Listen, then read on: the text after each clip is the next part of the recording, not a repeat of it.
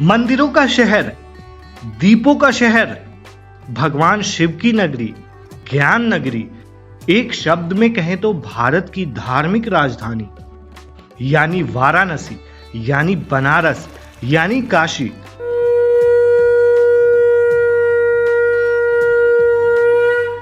इतने सारे नामों से पुकारे जाने वाला ये शहर भारत के उत्तर प्रदेश राज्य में गंगा नदी के तट पर स्थित एक प्राचीन नगर है। हिंदू धर्म में यह अहम तीर्थ स्थल है, साथ ही बौद्ध व जैन धर्मों का भी तीर्थ स्थल है।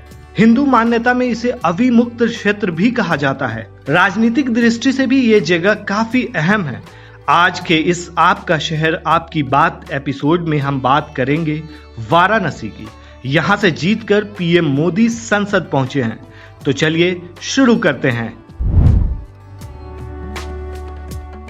दरअसल वाराणसी की संस्कृति का गंगा नदी, श्री काशी विश्वनाथ मंदिर और इसके धार्मिक महत्व से अटूट रिश्ता है। पॉपुलर अमेरिकी लेखक मार्क ट्वेन लिखते हैं कि बनारस इतिहास से भी पुरातन है, परंपराओं से भी पुराना है। भारत के कई दार्शनिक, कवि, लेखक, संगीतज्ञ बनारस से रहे हैं, जिसमें कबीर, वल्लभ भाईचार्य, रविदास, स्वामी रामानंद, शिवानंद स्वामी, मुंशी प्रेमचंद, पंडित राव शंकर, पंडित हरि प्रसाद चौरसिया, उस्ताद बिस्मिल्लाह खां आदि बहुत सारे शामिल हैं। तुलसीदास ने रामचरितमानस यहीं लिखा था और गौतम बुद्ध ने अपने प्रथम प्रवचन यहीं निकट ही सारनाथ में दिया था। वाराणसी में 4 बड़े विश्वविद्यालय स्थित हैं: Banaras Hindu Vishwavidyalaya, Mahatma Gandhi Kashi Vidyapith, central institute for higher Tibetan studies और संपूर्णानंद संस्कृति विश्वविद्यालय। यहाँ के लोग ज्यादातर काशी का भोजपुरी बोलते हैं, जो हिंदी का ही एक बोली है, एक रूप है। उत्तर प्रदेश की वाराणसी सीट यूपी की सबसे वीवीआईपी सीट रही है। इस सीट से पिछले 2 बार से लगातार प्रधानमंत्री नरेंद्र मोदी सांसद रहे हैं। पीएम मोदी तीसरी बार भी वाराणसी से ही चुनाव लड़ेंगे। वहीं विपक्षी दल समाजवादी पार्टी और कांग्रेस के बीच गठबंधन में ये सीट कांग्रेस के हिस्से में आई है। हालांकि कांग्रेस ने अभी तक अपने उम्मीदवारों के नामों का ऐलान नहीं किया है, लेकिन माना जा रहा है कि प्रदेश अध्यक्ष अजय राय को मैदान में उतारा जा सकता है। वाराणसी लोकसभा सीट हमेशा से ही सुर्खियों में रही है। इस सीट पर बीजेपी का वर्चस्व रहा है। पीएम मोदी से पहले 2009 में बीजेपी से मुरली मनोहर जोशी यहां से सांसद बने थे, जिसके बाद 2014 में पीएम मोदी को इस सीट से प्रत्याशी बनाया गया। पीएम मोदी जब गुजरात से वाराणसी आए थे तो उन्होंने कहा था कि मुझे तो मां गंगा ने बुलाया है। अब बात करते हैं वाराणसी के सियासी समीकरण की। वाराणसी सीट का सियासी समीकरण भी बेहद दिलचस्प रहा है। इस सीट पर अब तक 17 बार लोकसभा चुनाव हो चुके हैं, जिसमें से 7 बार यहां कांग्रेस को जीत मिली है और 7 बार ही बीजेपी भी जीती है।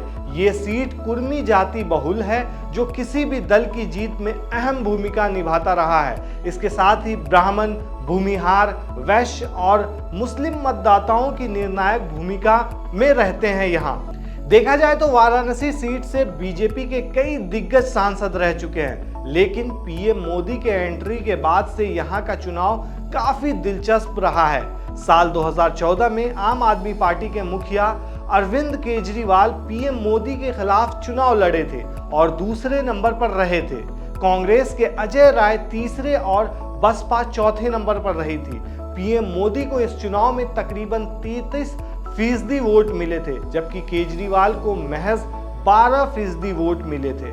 वहीं 2019 के लोकसभा चुनाव में समाजवादी पार्टी और बसपा ने मिलकर बीजेपी के खिलाफ चुनाव लड़ा था। इस चुनाव में पीएम नरेंद्र मोदी को पहले से कहीं ज्यादा यानी 6,74,664 वोट मिले थे और वोट फीसद लगभग 64% रहा था। समाजवादी पार्टी की शालिनी यादव दूसरे नंबर पर रही थी।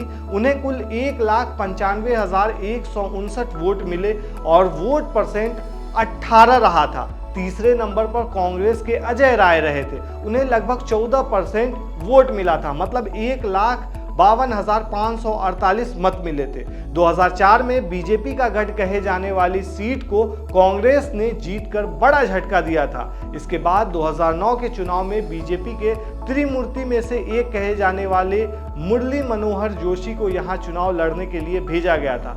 जोशी का मुकाबला माफिया मुख्तार अंसारी से हुआ। बेहद करीबी मुकाबले में मुरली मनोहर जोशी यह सीट जीत सके थे। मोदी से पहले कई यहां दिलचस्प मुकाबला हुआ है, लेकिन जब से मोदी आए हैं तो पीएम मोदी ही यहां से जीतते हुए आ रहे हैं। वाराणसी लोकसभा सीट से कई दिग्गज नेता चुनाव जीतकर संसद पहुंचे हैं। इसमें उत्तर प्रदेश के पूर्व मुख्यमंत्री कमलापति त्रिपाठी, मुरली मनोहर जोशी और प्रधानमंत्री लाल बहादुर शास्त्री के बेटे अनिल शास्त्री भी सांसद रहे हैं। यहाँ से देखा जाए तो ये सीट आज़ादी के बाद से ही खास रहा है। देखने वाली बात यह है कि इस बार इस सीट पर पीएम के अगेंस्ट इंडिया गठबंधन का कौन लीडर खड़ा होता है और पीएम को टक्कर दे पाता है या नहीं। आपको क्या लगता है इस बार इस सीट पर किसकी जीत होगी? हमें कमेंट बॉक्स में जरूर बताएं। शुक्रिया।